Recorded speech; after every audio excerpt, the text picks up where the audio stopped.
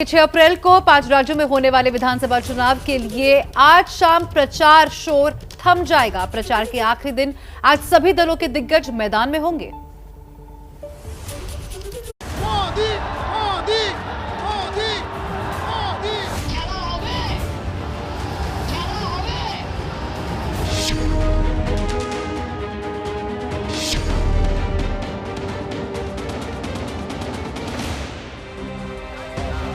बंगाल में तीसरे चरण का मतदान,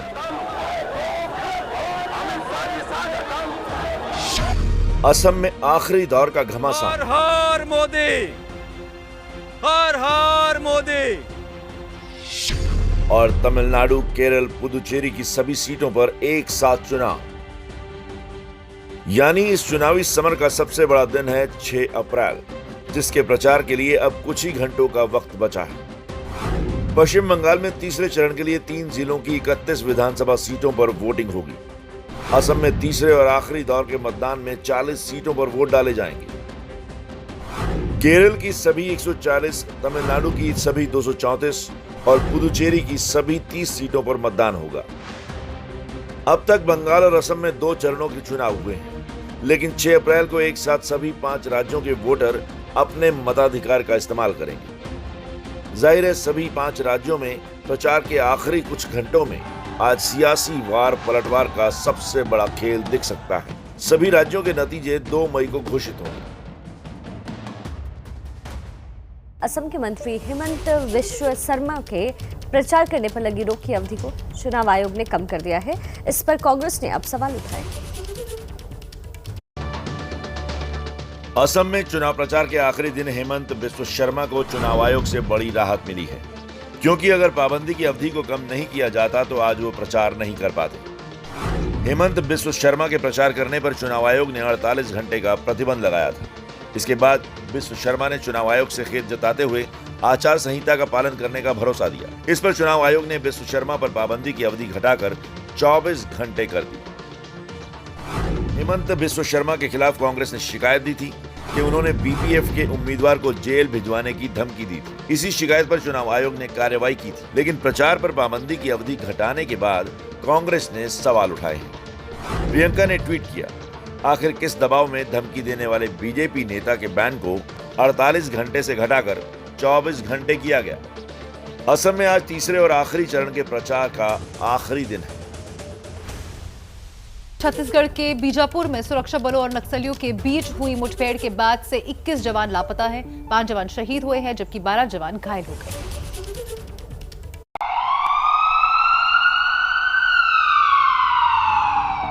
सुरक्षा बलों और नक्सलियों के बीच मुठभेड़ तर्रेम थाना क्षेत्र के जंगलों में हुई। खबर मिली थी कि गांव में नक्सलियों का जमावड़ा लगा है। इसके बाद सुरक्षा बलों के जवान कार्रवाई करने के इरादे से निकले थे। 2 अप्रैल की रात बीजापुर और सुकमा से डीआरजी, एसटीएफ, सीआरपीएफ और कोबरा बटालियन के जवानों को ज्वाइंट ऑपरेशन के लिए भेजा गया था। 3 अप्रैल को दोपहर 12 बजे जोनागुड़ा गांव के पास नक्सलियों से मुठभेड़ हुई। मुठभेड़ करीब 5 घंटे चली। इसके बाद घायल जवानों को लाने के लिए जंगल में हेलीकॉप्टर भेजे गए। घायल जवानों का बीजापुर के अस्पताल में इलाज चल रहा है, जबकि गंभीर रूप से घायल जवानों को एयरलिफ्ट करके रायपुर लाया गया है। 2 चॉपर गए थे, उसमें घायल को लेकर आए थे और एक डेड बॉडी को लेकर आए थे। बाकी और भी सर्चिंग चल रहा है। फोर्स अभी भी मैदान में है। सबसे कोई, क्योंकि लगातार लगभग 2 किलोमीटर के रेडियस में हमारा पूरा टीम फैला हुआ है। नक्सली हमले में शहीद हुए जवानों पर पीएम मोदी ने दुख जाहिर किया है। उन्होंने ट्वीट करके शहीद हुए जवानों के परिजनों को सांत्वना दी। जानिए उस केस के बारे में जो इन दिनों सुर्खियों में है। इंटीलिया केस के आरोपी सचिन वाजे की सहयोगी मिस्ट्री गोल्ड की पहचान जाहिर होने के साथ ही वाजे से जुड़े कई राज अब बाहर आने लगे। एंटीलिया केस की मिस्ट्री गर्ल मीना जॉर्ज से एनआईए पिछले 3 दिन से पूछताछ कर रही है। मीना जॉर्ज वही महिला है जो मुंबई के ट्राइडेंट होटल में दिखी थी। पूछताछ में पता चला है कि सचिन वाजे और मीना जॉर्ज का एक ज्वाइंट अकाउंट और लॉकर है। मुंबई के डीसीबी बैंक के अंधेरी वारसोवा ब्रांच में दोनों का ज्वाइंट अकाउंट और लॉकर का पता चला है। सचिन वाजे की गिरफ्तारी के बाद अकाउंट से लगभग 26 लाख रुपए निकाल लिए गए। अब सिर्फ 5,000 रुपए ही बचे हैं। वाजे की गिरफ्तारी के बाद लॉकर भी खोले गए थे, जिसमें सिर्फ कुछ डॉक्यूमेंट बचे हैं। एनआईए इस बात की तह तक पहुंचना चाहती है कि वाजे और मीना के ज्वाइंट अकाउंट से पैसे किसने और क्यों निकाले। दोनों के लॉकर से क्या बाहर निकाला गया है? पहले से उलझे इस मामले में मीना जॉर्ज का रहस्य भी काफी बड़ा है। एनआईए सूत्रों के मुताबिक मीना पैसे गिनने की मशीन साथ में लेकर घूमती थी और वो ट्राइडेंट होटल में वाजे से मिलने जाती थी। मीना सचिन वाजे के पैसे संभालने का काम करती थी। एनआईए को शक है कि मुंबई के बार, पब, रेस्टोरेंट से वसूले गए पैसे को ठिकाने लगाने का काम मीना जॉर्ज करती थी। मीना से पूछताछ में वाजे के और राज बाहर आ सकते हैं। फिलहाल सचिन वाजे को 7 अप्रैल तक एनआईए की रिमांड में भेज दिया गया है।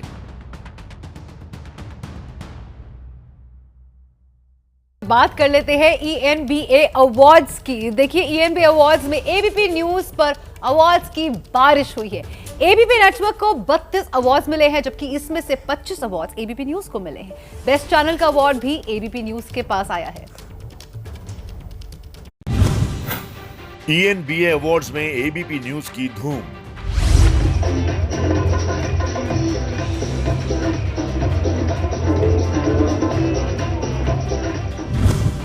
एबीपी न्यूज को मिला best channel award.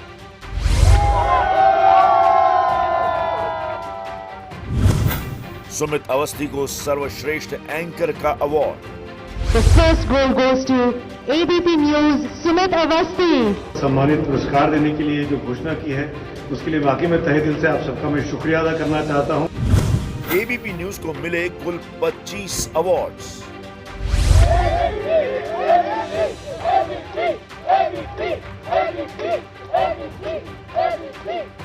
ABP news ने 25 अवार्ड्स जीतकर खबरों की दुनिया में एक बार फिर अपना झंडा गाड़ दिया। एबीपी न्यूज ने एक बार फिर साबित कर दिया है कि खबरों के मामले में उससे बेहतर कोई नहीं। बेस्ट न्यूज चैनल के साथ ही बेस्ट एंकर का अवार्ड एबीपी न्यूज के संपादक सुमित अवस्थी को मिला है। सम्मानित पुरस्कार देने के लिए जो घोषणा की है उसके लिए वाकई में तहे दिल से आप सबका मैं शुक्रिया अदा करना चाहता हूं। कोशिश पूरी यही रहती है, हम सब की एबीपी न्यूज में हमारी लीडरशिप की यही कोशिश होती है कि हम एक न्यूट्रल और अनबायस चैनल के तौर पर अपना काम करते रहें। सुमित अवस्थी की अनुपस्थिति में अवार्ड चैनल के आउटपुट हेड मिहिर रंजन ने हासिल किया। बहुत ही Sumit is with the business team in Goa, the ABP business team. Best use of technology के लिए एबीपी न्यूज को 3 अवार्ड मिले। Once again, ABP. राम मंदिर मॉडल को ब्रॉन्ज, दिल्ली इलेक्शन को सिल्वर और बिहार ओपिनियन पोल को गोल्ड अवार्ड मिला। It's a clean sweep. ABP news shows के सुबह से लेकर देर रात तक चलने वाले शोज को ENBA अवार्ड्स में सम्मान दिया गया है। ABP, come on, give it up for yourself. ABP news के शो नमस्ते भारत को बेस्ट ब्रेकफास्ट शो का अवार्ड मिला। विकास भदौरिया, प्रतिमा मिश्रा और कुमकुम बिनवाल को। एबीपी न्यूज के शो घंटी बजाओ को best current affair programme Hindi award non corona patients के लिए अंकित गुप्ता, विजेश राजपूत और इला काजमी को दिया गया।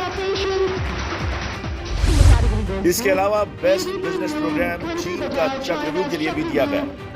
एबीपी न्यूज संवाददाता इंद्रजीत राय और प्रणय उपाध्याय और अनुराग मुस्कान को ये अवार्ड मिला।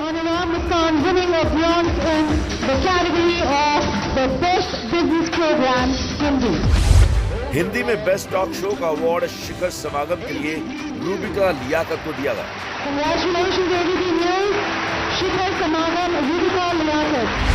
बेस्ट इन डेप्थ स्टोरी का अवार्ड अयोध्या वो 40 दिन के लिए निपुण सहगल, रुचि सिंह को दिया गया।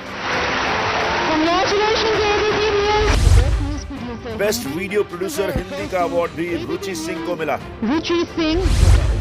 बेस्ट न्यूज कवरेज नेशनल का अवार्ड हरियाणा शराब कांड की कवरेज के लिए जगविंदर पटियाल को दिया गया।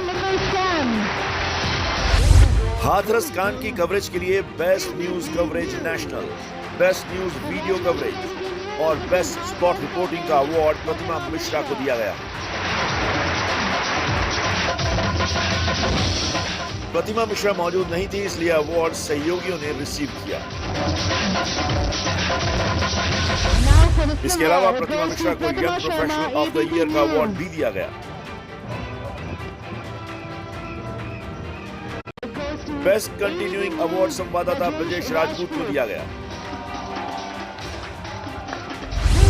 बेस्ट कवरेज ऑफ एंटरटेनमेंट का अवार्ड सास बहू साजिश को दिया गया है। And this year at ABC News for Saas Bahu और साजिश अवार्ड अदिति अरोड़ा सावंत ने हासिल किया। बेस्ट अर्ली प्राइम शो का अवार्ड मातृभूमि के लिए शोभना यादव को दिया गया। बेस्ट न्यूज कवरेज इंटरनेशनल का award stubble burning in USA के लिए प्रणय उपाध्याय को मिला। बेस्ट वीडियोग्राफी का अवार्ड मनोज अधिकारी को दिया गया। मनोज अधिकारी। जबकि बेस्ट वीडियो एडिटर का अवार्ड धर्मेंद्र पासवान को मिला। Best in depth story series Hindi ABP news uncut को मिला। ABP news uncut. तो एक बार फिर तोड़ के जंजीरों के ताले, नए सपनों को पाले, बांधे सबको एक धागे। एबीपी न्यूज ने आपको आगे रखा है और आगे भी रखेगा।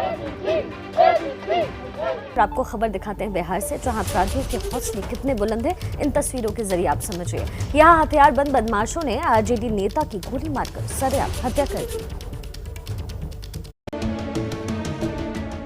सीसीटीवी की ये तस्वीरें वारदात के बाद की हैं। आरजेडी नेता को गोली मारने वाले बदमाश इस पेट्रोल पंप पर आए और हथियार के दम पर लूटपाट की। इससे पता चलता है कि बिहार में अपराधी कितने बेलगाम और बेखौफ हो गए हैं। वारदात के बाद भी वो निश्चिंत हैं कि पुलिस उन्हें पकड़ नहीं पाएगी। इस लूटपाट से पहले अपराधियों ने आरजेडी नेता निर्मल बबूना की गोली मारकर हत्या कर दी। उन पर 1 दर्जन से ज्यादा गोलियां दागी गई। हम ये ड्यूटी में थे तो हल्ला हुआ था थाना से, हमने सब बड़ा बाबू सब गए दौड़ तो देखते हैं कि हुआ ये गोली लगा हुआ है, गिरा हुआ है, खून से लथपथ है। वारदात के बाद पुलिस अपराधियों की तलाश में छापेमारी कर रही है। रॉबिनहुड आर्मी, ये नाम आपने कई बार सुना होगा। देश में फैली कोरोना महामारी के बीच ये संस्था एक बार फिर से लोगों की मदद के लिए सामने आई है। देखिए हमारी ये रिपोर्ट। ये तस्वीरें उत्तर प्रदेश के कानपुर की हैं, जहां रॉबिनहुड आर्मी वरिष्ठ नागरिकों की मदद में लगी हुई है। संस्था से जुड़े वॉलंटियर वैक्सीनेशन के लिए रजिस्ट्रेशन से लेकर लगवाने तक का पूरा ख्याल रखते हैं। सिर्फ वरिष्ठ ही नहीं, 45 साल से ऊपर का वो व्यक्ति जो वैक्सीन लगवाना चाहता है, ये आर्मी उसकी भी मदद कर रही है। 60+ के जो सीनियर्स हैं उनको हम लोग कोविड का वैक्सीनेशन कराते हैं। अभी तक हम लोगों ने करीब 160 से ज़्यादा वॉलंटियर सीनियर्स का हमारा वैक्सीनेट करा दिया है। आज भी हम लोग 30 से ज़्यादा हमारे सीनियर्स को लेके आए हैं और उनको यहाँ पे वैक्सीन लगवा देंगे।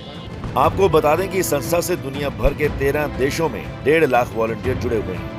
250 सेंटर्स पर जुड़े हुए वॉलंटियर्स सामाजिक सरोकार से जुड़े मुद्दों में लोगों की मदद के लिए हमेशा तत्पर रहते हैं। न पाबंदी हो न कोई हद हो तो बस खुद बनाई सरहद हो। ये मुहिम है परतों में छिपे हर सच की तलाश की, सियासत पर रखी पैनी नजर और आंख की, खबरों की दुनिया में एक जिम्मेदार आवाज की, जुर्म और जुल्म के खिलाफ हर बेबस के लिए इंसाफ की। जब कोई हद नहीं इंसानियत के लिए जज्बात की, जब कोई हद नहीं खुशियों और ख्वाब की, तब कोई हद क्यों हो नए नजरिए और बदलाव की। तोड़ के हदों के ताले, नए सपनों को पाले, बांधे सबको एक धागे, आपको रखे आगे एबीपी न्यूज।